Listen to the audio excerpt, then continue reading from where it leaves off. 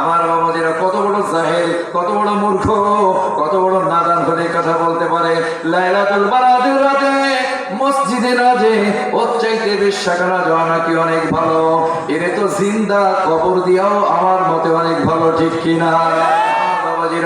মিডিয়ার সুবাদে, সোশ্যাল মিডিয়ার সুবাদে, ইউটিউবের মাধ্যমে, ফেসবুকের মাধ্যমে, এরপরে হোয়াটসঅ্যাপের মাধ্যমে, মেসেঞ্জারের মাধ্যমে, এরপরে ইমোর মাধ্যমে আজকে আমরা ইসলামকে মনে করি সহজে পেয়ে গেছি। না না, ইউটিউবের মাধ্যমে আপনি পরিপূর্ণ ইসলাম পাবেন না। ইউটিউবের মাধ্যমে আপনারা কিছুদিন আগে জেনেছেন একজন কমভক্ত, একজন নাদান, একজন জাহিল, একজন মূর্খ সেই কথা বলেছে সবে বরাতে রাতে মসজিদে ইবাদত বন্দেগীতে লিপ্ত না হয়ে ওরে প্রস্কটার কথা বেশ্যাখানা যাওয়া অনেক ভালো, বলেন নাউযুবিল্লাহ।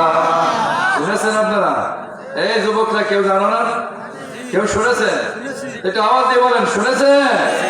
আমার বাবাজিরা কত বড় জাহেল, কত বড় মূর্খ, কত বড় নাদান হলে কথা বলতে পারে লাইলাতুল বারাতের রাতে মসজিদে না যে ওর চাইতে বেশ্যাখানা যাওয়া নাকি অনেক ভালো।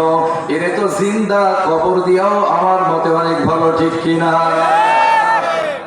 সহিহ হাদিসকে সে অস্বীকার করেছে, ওর কি ঈমান থাকে? ইবনে মাজাহ শরীফের হাদিসে আছে না,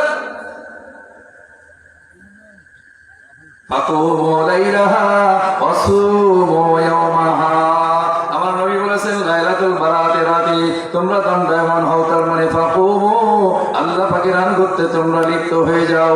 দাঁড়িয়ে দাঁড়িয়ে, বসে বসে, শায়িত অবস্থায় আল্লাহ কোরআনুল কারীমে বলেছেন ইন্না ফি খালকিস সামাওয়াতি ওয়াল আরদ ওয়া ইখতিলাফিল লাইলি ওয়ান নাহার লাআয়াতিন লিউলিল আলবাব আল্লাযীনা ইয়াযকুরুনা আল্লাহা কিয়ামান ওয়া কুউদান ওয়া আলা যুনুবিহিম।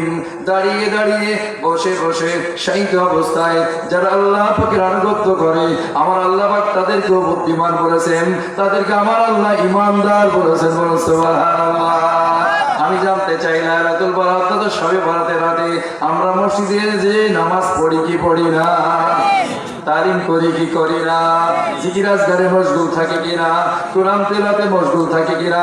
এই জন্য বললাম সোশ্যাল মিডিয়ার মাধ্যমে আপনি গুমরাহ হয়ে যেতে পারেন যদি হক্কানি উলামা ইকরামের বয়ান আর আলোচনা না শোনেন। আপনার যেটা সামনে আসবে সেইটাই যদি শুনতে থাকেন আপনি দিন তো পাবেনই পাবেন না, বরং আপনার গুমরাহ হয়ে যাওয়ার সম্ভাবনা আছে, ঠিক কিনা?